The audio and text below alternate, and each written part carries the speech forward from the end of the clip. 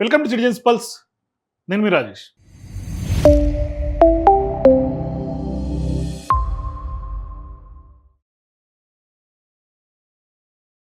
నరేంద్ర మోదీ ఎవరైతే మూడోసారి ప్రధాని అయ్యారో ఇప్పుడు నాలుగోసారి ప్రధాని అయ్యేందుకు టీమ్ 2029ని ఆయన ఇప్పటి నుంచే సిద్ధం చేసుకుంటున్నట్టు కనిపిస్తుంది. ఇవాళ చాలా కీలకమైనటువంటి ఘట్టానికి తెరదీయబోతున్నట్టుగా ఢిల్లీ వర్గాల నుంచి మనకు అందుతున్నటువంటి సమాచారం. అంటే భారీ స్థాయిలో ఎప్పుడైతే జంజీ యువత రోడ్లకెక్కి ఇవాళ పెద్ద ఎత్తున తిరుగుబాటు స్టార్ట్ అయిందో, విద్యా వ్యవస్థ మార్చాలని ఎప్పుడైతే తిరుగుబాటు రావటం, నరేంద్ర మోదీ లాంటి స్థాయి ఉన్నటువంటి గొప్ప నాయకులు కూడా ఇవాళ ఆయన ఇన్స్టాగ్రామ్లో రీల్స్ చేసి పెట్టడం, యువతకు ఏ విధంగా కనెక్ట్ అవుతున్నారు, అట్లాగే ఏ విధంగా యువతని కొంత తమ వైపు తిప్పుకోవాలనే ఒక లక్ష్యంతో ముందుకు అడుగులు వేస్తున్నారో మనందరికీ తెలిసింది. సో ఇటువంటి సందర్భాల్లో ఇప్పటికే డీలిమిటేషన్ పేరుతో నియోజకవర్గాలు పెంచిన తర్వాత మహిళకు సంబంధించినటువంటి రిజర్వేషన్లు పెంచడం, మహిళల్ని కూడా తమ వైపు తిప్పుకోవటం, ఇప్పుడు నెక్స్ట్ యువతను కూడా తమ వైపు తిప్పుకోవటం, ఇటువంటి సందర్భాల్లో బీజేపీ కీలకమైనటువంటి సంస్థాగతమైనటువంటి మార్పులకు కూడా సిద్ధమవుతోంది. ఇప్పటికే ఢిల్లీ వర్గాల నుంచి అందుతున్నటువంటి సమాచారం ప్రకారం రంగం సిద్ధమైంది. భారీ స్థాయిలో ప్రక్షాళన జరగబోతా ఉంది. సో ఇప్పుడు ప్రక్షాళన జరగబోతా ఉంది వార్తలు వస్తున్నటువంటి నేపథ్యంలో అందరి దృష్టి ఎవరి మీద ఉందంటే, మొన్న బీజేపీ ఎవరైతే విద్యాశాఖ మంత్రిగా ఉన్నారో, ఎప్పుడైతే ధర్మేంద్ర ప్రధాన్ రాజీనామా చేశారో ఆయనకి ఇవాళ ఎటువంటి పదవులు పార్టీ పరంగా సంస్థాగతంగా ఎటువంటి పదవులు కట్టబెడతారు అనేది ఒక చర్చ అయితే, ఇవాళ 30 ఏళ్ళుగా సుదీర్ఘంగా ఉన్నటువంటి కొన్ని స్థానాల్లో కూడా బీజేపీకి ప్రతికూల ఫలితాలు వచ్చిన తర్వాత బీజేపీ జాతీయ అధ్యక్షుడికి ఎటువంటి ప్లేస్మెంట్ ఇస్తారు, క్యాబినెట్ రీషఫుల్లో ఇవాళ ఏం పొజిషన్ ఇస్తారు అనే చర్చ. సో ఇవన్నీ నేపథ్యంలో భారీగా ప్రక్షాళన జరిగే అవకాశాలు ఉన్నట్లుగా మనకైతే సమాచారం అందుతోంది. సో ఇప్పుడు పార్టీ జాతీయ స్థాయిలో భారీగా సంస్థాగతంగా పునర్వ్యవస్థీకరణకు రంగం సిద్ధమైనట్లుగా సమాచారం అయితే వస్తోంది. ఈరోజు పూర్తిగా కొత్త టీంను బీజేపీ ప్రకటించే అవకాశాలు ఉన్నట్టుగా వార్తలు అయితే వినిపిస్తూ ఉన్నాయి. దీని తర్వాత బీజేపీ సంస్థాగత మార్పుల తర్వాత క్యాబినెట్ రీషఫుల్ కూడా జరిగే అవకాశాలు ఉన్నట్టుగా పెద్ద ఎత్తున తెలుస్తోంది. కానీ ఇప్పటివరకు అయితే బీజేపీ ఎక్కడ కూడా అధికారికంగా ఎలాంటి ప్రకటన చేయలేదు. కానీ అంతర్గతంగా వస్తున్నటువంటి వార్తలు, అట్లాగే జాతీయ మీడియాలో వస్తున్నటువంటి కథనాలు, పొలిటికల్ వర్గాల్లో నుంచి వస్తున్నటువంటి సమాచారం ప్రకారం ఆర్ఎస్ఎస్ ఇప్పుడే గ్రీన్ సిగ్నల్ ఇచ్చేసింది. సో ఇప్పుడు ఈ సంస్థాగత మార్పుల యొక్క ప్రధాన ఉద్దేశం ఏంటంటే, అనుభవజ్ఞమైనటువంటి నేతలతో పాటుగా కొత్త నాయకత్వానికి కూడా ఈక్వల్గా అవకాశాలు కల్పించడం అనేది ప్రధాన ఉద్దేశంగా కనిపిస్తోంది. కాకపోతే బీజేపీ అధ్యక్షుడు ఎవరైతే నితిన్ నబీన్ ఉన్నారో, కీలకమైనటువంటి మంత్రులను కూడా పార్టీ జాతీయ టీంలోకి తీసుకురావాలని కూడా భావిస్తున్నట్లు సమాచారం. అదే సమయంలో యువతగా అట్లాగే మహిళలకు కూడా పెద్దపీట వేయబోతున్నట్టుగా కూడా రాజకీయ వర్గాల్లో పెద్ద ఎత్తున చర్చ జరుగుతోంది. ఇందాక చెప్పినట్టుగా ఎప్పుడైతే జంజీ ఉద్యమం జరిగిందో, దేశవ్యాప్తంగా జరిగినటువంటి ఉద్యమం తర్వాత ఇవాళ బీజేపీ ఐడియాలజీలో కూడా కొంత చేంజ్ వచ్చినట్టుగా కనిపిస్తూ ఉంది. 2029 లోక్సభ ఎన్నికలకు దృష్టిలో పెట్టుకొని పార్టీని ఇప్పటి నుంచే మరింత బలోపేతం చేసే వ్యూహంలో భాగంగానే ఇవాళ ఈ మార్పులు చేయబోతున్నట్టుగా స్పష్టంగా మనకైతే అర్థమవుతుంది. మరోవైపు నితిన్ నబీన్ ఎవరైతే బీజేపీ జాతీయ అధ్యక్షుడిగా బాధ్యతలు చేపట్టిన కొన్ని నెలల తర్వాత ఈ యొక్క సంస్థాగత పునర్వ్యవస్థీకరణ జరుగుతోంది అనడంలో ఎటువంటి అతిశయోక్తి లేదు. మరోవైపు జాతీయ స్థాయిలో ఉన్నటువంటి కొంత బీజేపీకి అనుకూలంగా ఉన్నటువంటి మీడియా కథనాల ప్రకారం కొత్త టీంలోకి జాతీయ ఉపాధ్యక్షులు మార్చబోతా ఉన్నారు. కొత్త వాళ్ళు వచ్చే అవకాశాలు ఉన్నాయి, కొత్త ఫేస్లు వచ్చే అవకాశాలు ఉన్నాయి. జాతీయ ప్రధాన కార్యదర్శులు అట్లాగే జాతీయ స్థాయిలో అధికార ప్రతినిధులు, ఇట్లా పార్టీకి చెందినటువంటి వివిధ మోర్చాలు, అంటే యువ మోర్చా కానీ, లేకుంటే రైతు మోర్చాలు కానీ, మహిళా మోర్చా కానీ, ఇటువంటి కీలకమైనటువంటి పదవుల్లో బీసీ మోర్చా, ఎస్సీ ఎస్టీలకు సంబంధించినటువంటి అటువంటి మోర్చాలో కొత్త వాళ్ళకు కూడా కొంత అవకాశం లభించే అవకాశాలు ఉన్నట్టుగా తెలుస్తుంది. ముఖ్యంగా యువ నాయకులకు ఎక్కువ ప్రాధాన్యత ఇస్తున్నారనే చర్చ రాజకీయ వర్గాల జోరుగా సాగుతోంది. ఈ మధ్య కాలంలో విద్యార్థి ఉద్యమం చూసాం, జంజీ ఉద్యమాలకి కొంత పోరాటాలకు తెరదీసే అవకాశాలను చర్చ జరుగుతున్నటువంటి నేపథ్యంలో, యువతలో పెరుగుతున్నటువంటి రాజకీయ చైతన్యం నేపథ్యంలో యువతను బీజేపీ వైపు మరింత ఆకర్షించుకోవడమే లక్ష్యంగా ఈ వ్యూహాలను రచిస్తున్నట్టుగా స్పష్టంగా తెలుస్తోంది. అదే సమయంలో నితిన్ నబీన్ స్వయంగా ఆయన బీజేపీ జాతీయ అధ్యక్ష పదవి చేపట్టిన తర్వాత అత్యంత యువ నాయకుల్లో ఒకరు కావడం కూడా ఈ వ్యూహానికి కొంత మనం ప్రాధాన్యత దక్కుతుందేమో అని అనిపిస్తుంది. అట్లాగే మొన్న ఆ యొక్క బంకింపూర్లో కూడా ఆయన సొంత నియోజకవర్గంలో 30 ఏళ్ల పాటు తిరుగులేనటువంటి పార్టీగా ఉన్నటువంటి బీజేపీకి కూడా ప్రతికూల ఫలితాలు రావటం.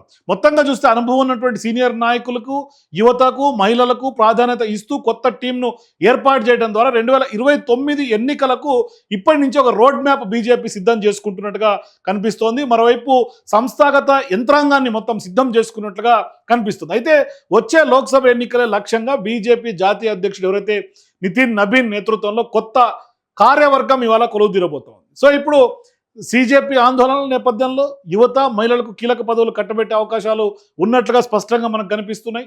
అట్లాగే నూతన జట్టును తాజాగా ఇవాళే ప్రకటించే అవకాశాలు ఉన్నట్టుగా పెద్ద ఎత్తున తెర మీదకి వస్తోంది. మరోవైపు కొంతమంది కేంద్ర మంత్రులకు కూడా ఇందులో చోటు కల్పించబోతున్నట్లుగా కూడా తెలుస్తోంది. వాళ్ళందరినీ కూడా పార్టీని సంస్థాగతంగా బలోపేతం చేసే దిశగా వాళ్ళని వాడుకోబోతున్నట్లుగా 2029 ఎన్నికలతో పాటుగా వచ్చే ఏడాదిలో కొన్ని రాష్ట్రాల్లో జరిగే అసెంబ్లీ ఎన్నికలు ఉన్నాయి. యూపీ కానీ, పంజాబ్లో కానీ, ఉత్తరాఖండ్లో ఉన్నాయి, గోవాలో ఫిబ్రవరి మార్చిలో జరగబోతా ఉన్నాయి. ఇక అట్లాగే గుజరాత్, మణిపూర్, హిమాచల్ ప్రదేశ్లో కూడా నవంబర్ డిసెంబర్లో ఎన్నికలు ఉన్నాయి. సో మొత్తంగా ఈ యొక్క మొత్తం 2026లోనే చాలా రాష్ట్రాల్లో ఎన్నికలు జరుగుతున్నటువంటి నేపథ్యంలో నూతన కార్యవర్గాన్ని రూపొందించుకోబోతున్నట్టుగా, పార్టీని బలోపేతం చేసుకున్నట్లుగా, కొత్త కార్యవర్గ ప్రకటన రాగానే ప్రధాని నరేంద్ర మోదీ కేంద్ర మంత్రివర్గ పునర్వ్యవస్థీకరణ కూడా చేపట్టబోతారని కూడా బీజేపీ వర్గాలు చెప్తూ ఉన్నాయి. సో ఈ ఏడాది జనవరిలో జాతీయ సారథ్య బాధ్యతలు చేపట్టిన తర్వాత నవీన్ కొత్త జట్టును కొంత కూర్పు దిశగా అగ్రనాయకులతో పెద్ద ఎత్తున కసరత్తు స్టార్ట్ చేసినట్టు కనిపిస్తోంది. సో ఇప్పుడు కేంద్ర హోంశాఖ మంత్రిగా ఉన్నటువంటి అమిత్ షా, అట్లాగే కొంతమంది కేంద్ర మంత్రులు, బీజేపీ సీనియర్ నాయకులతో జాతీయ కార్యవర్గం పైన విస్తృతంగా గత కొంతకాలంగా చర్చలు జరుగుతున్నటువంటి నేపథ్యంలో వాస్తవానికి జూన్లోనే రాజ్యసభ ఎన్నికలు ముగియగానే మంత్రివర్గ పునర్వ్యవస్థీకరణ జరుగుతుందనే చర్చ జరిగింది.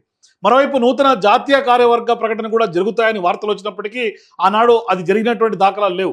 అయితే నీట్ పరీక్ష పేపర్ లీకేజీలపైన కాక్రోచ్ జనతా పార్టీ పెద్ద ఎత్తున విద్యార్థుల నిరసన నేపథ్యంలో ఆనాడు ఆ ప్రకటనని వాయిదా వేసుకున్నటువంటి సందర్భం. మరోవైపు అన్నిటికంటే బీజేపీ నాయకులకి ఒకసారి రిలీజ్ అయ్యేటట్టుగా షాక్ ఇచ్చినటువంటి ఘటన ఏదైనా రీసెంట్ టైమ్స్లో ఉందంటే జంజీ ఉద్యమం తర్వాత నితిన్ నబీన్తో రాజీనామాతో కాలినటువంటి బంకిపూర్ అసెంబ్లీ నియోజకవర్గం. అక్కడ జరిగినటువంటి ఉప ఎన్నికల్లో 30 ఏళ్లుగా సుదీర్ఘంగా గెలుస్తూ ఉన్నటువంటి బీజేపీ స్థానాన్ని అక్కడ జాతీయ అధ్యక్షుడిగా ప్రాతినిధ్యం వహించినటువంటి ఆయన సీటు కోల్పోవటం ఇవాళ భవిష్యత్తు రాజకీయ మార్పులకు కూడా ఒక సూచికగా బీజేపీ కొంత అలర్ట్ అయినట్టుగా రాజకీయ నిపుణులు కూడా చెప్తున్నారు. అంటే ఈ నేపథ్యంలో బీజేపీ నాయకత్వం ఇప్పటికే లోతైనటువంటి సమీక్ష జరిపినట్టుగా తెలుస్తోంది. అందుకే వచ్చే ఏడాదిలో కొన్ని రాష్ట్రాలకు కీలకమైనటువంటి చోట్ల ఎన్నికలు జరుగుతున్నాయి. సో ఈ నేపథ్యంలో పార్టీని అందుకు కొంత ప్రిపేర్డ్గా ఉండాలి, వెల్ ప్రిపేర్డ్నెస్గా ముందుకెళ్ళాలి. అట్లాగే కొత్త కొత్త వ్యూహాలతోటి యువతను అట్రాక్ట్ చేయాలి. కొత్త కార్యవర్గం కొంత పదును పెట్టే దిశగా అడుగులు పడుతున్నాయి.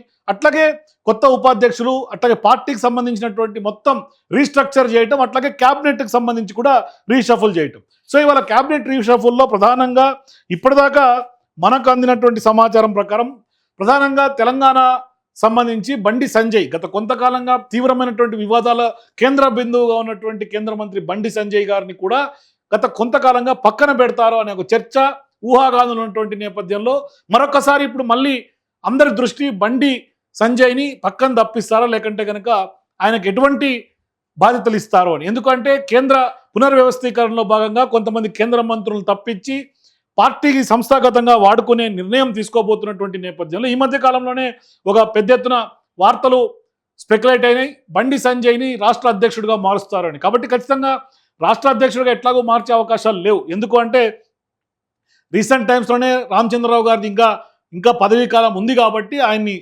మొన్న మార్చారు కాబట్టి 6 నెలల లోపే మళ్ళీ మార్చే అవకాశాలు లేదు కాబట్టి ఖచ్చితంగా బండి సంజయ్ గారిని జాతీయ కార్యవర్గంలో ఏమన్నా ఇన్వాల్వ్మెంట్ బీజేపీ చేసే అవకాశాలు ఉంటాయా అని ఒక చర్చ అయితే, అట్లాగే మొన్న ధర్మేంద్ర ప్రధాన్ రాజీనామా చేసినటువంటి మాజీ కేంద్ర మంత్రి ఆయనకు ఎటువంటి ఇవాళ బాధ్యతలు కట్టబెడతారని ఒక అంశం అయితే, ఇక మరింత కీలకమైనటువంటి కొన్ని మార్పులు చేర్పులు మనకు అందుతున్నటువంటి సమాచారం ప్రకారం పక్కాగా ఇవాళ నితిన్ గడ్కరీ సీరియస్ అలిగేషన్స్ పెద్ద ఎత్తున E20కి సంబంధించినటువంటి వివాదంలో నితిన్ గడ్కరీ పెద్ద ఎత్తున ఇవాళ విమర్శలు ప్రజల నుంచి వ్యక్తమైనటువంటి నేపథ్యంలో పెద్ద ఎత్తున తిరుగుబాటు ఎదురవుతున్నటువంటి సందర్భంగా, అట్లాగే జంజీ ఉద్యమం తర్వాత ధర్మేంద్ర ప్రధాన్ రాజీనామా తర్వాత E20 ఉద్యమమే నెక్స్ట్ స్టార్ట్ అవబోతుంది అని ఎప్పుడైతే ప్రజల్లో చర్చ జరుగుతున్నటువంటి సందర్భంగా ఇవాళ నితిన్ గడ్కరీని ట్రాన్స్పోర్ట్ మినిస్టర్ నుంచి తప్పించి ఆయనకు ఐటీ శాఖ మంత్రిగా ఇచ్చే అవకాశాలు ఉన్నట్టుగా పెద్ద ఎత్తున చర్చ జరుగుతోంది.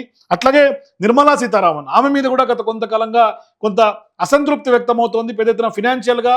అట్లాగే మనకు సంబంధించినటువంటి భారతదేశ జీడిపికి సంబంధించి కూడా చర్చ జరుగుతున్నటువంటి నేపథ్యంలో, అంటే సుదీర్ఘంగా నరేంద్ర మోదీ అధికారంలోకి వచ్చినప్పటి నుంచి కూడా ఫినాన్స్ని మొత్తం నిర్మలా సీతారామన్ గారే హ్యాండిల్ చేస్తున్నటువంటి నేపథ్యంలో